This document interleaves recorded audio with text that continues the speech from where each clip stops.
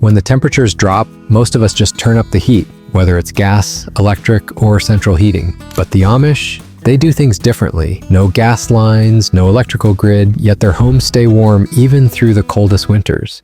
So how do they do it? The answer isn't just about burning wood or coal, it's about a way of life. Their homes, their stoves, even the way they build their communities, all of it is designed to keep the cold out. Let's take a closer look at how the Amish heat their homes without the modern comforts most of us rely on. Wood-burning stoves. If there's one thing that keeps an Amish home warm through the winter, it's a wood-burning stove. These aren't just for heat, they're often used for cooking too.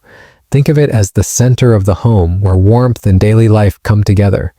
The stoves are usually made of cast iron, which holds onto heat long after the fire dies down. That's important because the Amish don't just keep a fire going 24/7. They burn wood strategically, letting the stove radiate warmth throughout the house. But it's not just about throwing logs in and hoping for the best. Different woods burn differently. Hardwoods like oak and hickory burn slower and hotter, making them perfect for long, cold nights. Softer woods like pine burn fast and don't last as long, so they're better for quick bursts of heat. Amish families usually cut and stack their own firewood well before winter hits. It needs to dry. Wet wood doesn't burn well and creates a lot of smoke. Once winter sets in, they're not scrambling to find fuel. Everything is already prepared. And don't picture just one little stove in the living room. Some Amish homes have multiple stoves, one for each main living area. That way heat is spread out instead of concentrated in just one spot. Wood-burning stoves are simple, effective, and have been around forever. But they're not the only way the Amish stay warm. Some communities take it a step further with coal stoves. Wood works great, but coal, it burns hotter and longer. That's why some Amish families use coal stoves instead. These stoves look similar to wood stoves, but they're designed to burn coal more efficiently, creating an intense, steady heat that can last for hours. The biggest advantage of coal is that it doesn't need to be refueled as often as wood. A good coal fire can burn all night without needing to be touched. For Amish families who wake up early to start their day, this is a huge plus. It means they don't have to restart the fire every morning. But where do they get the coal? Many Amish communities buy it in bulk from local suppliers. Since they don't use electricity, they aren't ordering it online. It's often sourced through word of mouth or from nearby mines. Some even barter for it, exchanging goods or services instead of paying cash. Coal does come with some trade-offs. It creates more ash than wood, meaning the stoves need to be cleaned out more often. And since coal produces a strong smell when it burns, good ventilation is important. The Amish take that seriously, making sure their chimneys are always in top shape. Some communities stick strictly to wood, but in places where coal is more accessible, it's a solid option. And for families looking for an extra heating boost, there's another tool in their arsenal: kerosene heaters. Not every Amish family uses kerosene heaters, but in some areas, they're a lifesaver. These heaters are compact, easy to move, and can heat up a room quickly.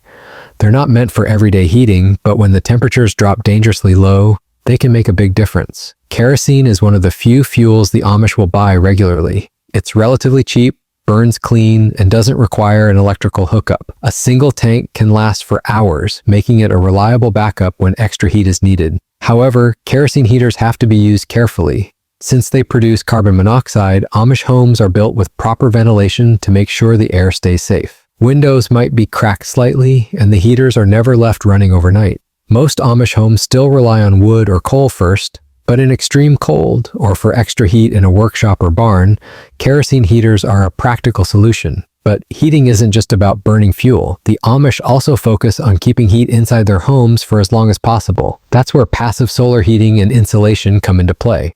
Passive solar heating, the Amish way of using the sun. While the Amish rely on stoves for most of their heating, they also take advantage of something completely free: the sun. Passive solar heating isn't about fancy solar panels or high-tech gadgets. It's about designing homes in a way that naturally traps and retains heat.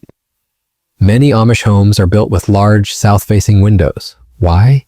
Because the sun is strongest from the south, and during winter, sunlight pouring through those windows can warm up a home naturally. Thick curtains or shutters help control the heat. Open them during the day to let warmth in, close them at night to keep the cold out.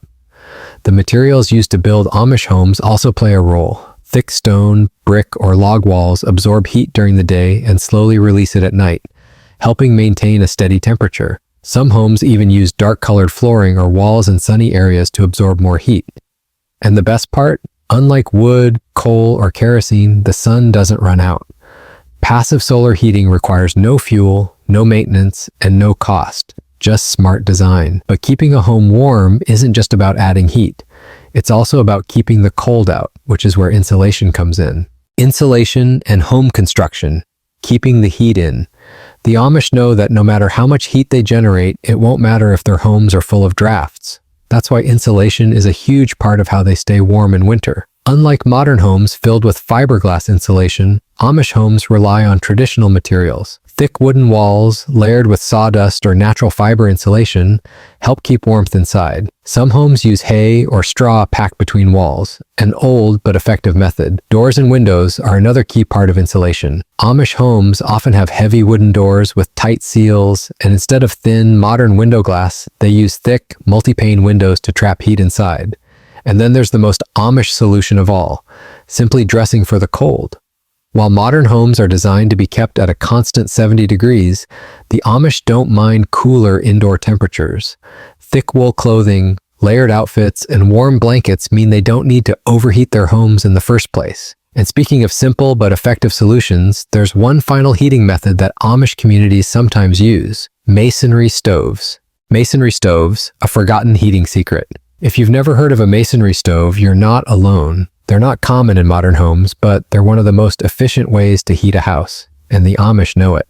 A masonry stove is a massive brick or stone fireplace that stores heat and slowly releases it over time. Instead of needing a constant fire, a masonry stove burns hot and fast, storing heat in its thick walls. Once heated, it can radiate warmth for 12 to 24 hours, even after the fire goes out. These stoves are great for Amish homes because they require less wood and less tending than a regular stove. They also heat more evenly. Since the warmth radiates slowly, you don't get the hot and cold cycles that happen with traditional stoves. The only downside? They're big, heavy, and expensive to build. Not every Amish home has one, but for those that do, it's a game changer. Heated basements and underground cellars. One of the most underrated ways the Amish keep their homes warm is by using something nature already provides: the earth itself. Basements and underground cellars play a huge role in temperature control, not just for food storage, but also for heating. During winter, the ground stays at a relatively stable temperature, usually warmer than the freezing air outside. By building homes with basements or partially underground rooms, the Amish take advantage of this natural insulation. Warm air from wood or coal stoves naturally sinks downward, keeping the basement toasty. This heat then rises back up, helping to warm the rest of the house. Some Amish families even set up living spaces in basements during the coldest months. While modern homes often ignore basements except for storage, Amish homes use every part of the house efficiently, and it's not just about warmth. This setup also helps during summer. The same way the basement holds heat in winter, it stays naturally cool in summer, reducing the need for any sort of artificial cooling. But what happens when Amish families need to heat bigger buildings, like barns or workshops? That's where something called radiant floor heating comes in. Radiant floor heating. Most people think of radiant floor heating as a modern luxury, but the concept has been around for centuries, and the Amish have their own way of doing it. Here's how it works. Instead of heating the air in a room, which rises and escapes, Amish homes and barns sometimes use heat sources under the floor. This can be as simple as routing metal pipes under the floorboards and running warm air or water through them, allowing heat to rise evenly through the room. In some cases, Amish builders design floors to sit above a firebox or heated stone slabs, which slowly release warmth. Some homes even have brick or tile floors near their wood stoves that absorb heat during the day and radiate it overnight. This technique is especially useful for large open spaces like barns or workshops, where heating the entire space would be inefficient. Instead of trying to warm up the entire building, they focus on keeping the floors warm, where people and animals actually need the heat. It's another example of the Amish approach to heating. Work with nature, not against it. And finally, there's one more trick they use to make the most of every bit of warmth: heat circulation. Unlike modern homes with central heating, Amish houses don't have vents pushing warm air to every room. But that doesn't mean the heat stays stuck in one place. Amish families use simple but effective tricks to move warmth where it's needed. One of the easiest methods is strategic door placement. Instead of sealing off rooms, many Amish homes are designed with open layouts or wide doorways to let heat flow naturally from the main stove. Some homes even use small floor vents between levels, allowing heat from a downstairs stove to rise into upstairs bedrooms. Others use metal heat grates installed in walls or ceilings to pass warmth between rooms. Another method? Fans, but not electric ones. Some Amish families use heat-powered stove fans, which don't require electricity but spin when placed on top of a hot wood stove. These fans push warm air further into the house, helping heat reach every corner. And for those really cold nights, heated bricks and bed warmers. Before bedtime, some families warm up bricks or metal bed warmers in the stove and place them under blankets. It's an old-fashioned but effective way to stay warm without needing to heat an entire house overnight. By combining all these methods, efficient stoves, insulation, solar heating, radiant floors, and smart heat circulation, the Amish have created a heating system that's simple, sustainable, and incredibly effective. No fancy gadgets, no massive energy bills, just smart, practical ways to stay warm without relying on gas or electricity. And honestly, it makes a lot of sense. Why fight against the cold when you can work with it? A well-placed stove, some solid insulation, and a little know-how can keep a house warm without wasting energy. So next time you're shivering and reaching for the thermostat, maybe try a trick or two from the Amish playbook. Worst case, you'll at least get better at dressing for the weather instead of heating your entire house just to walk around in a t-shirt.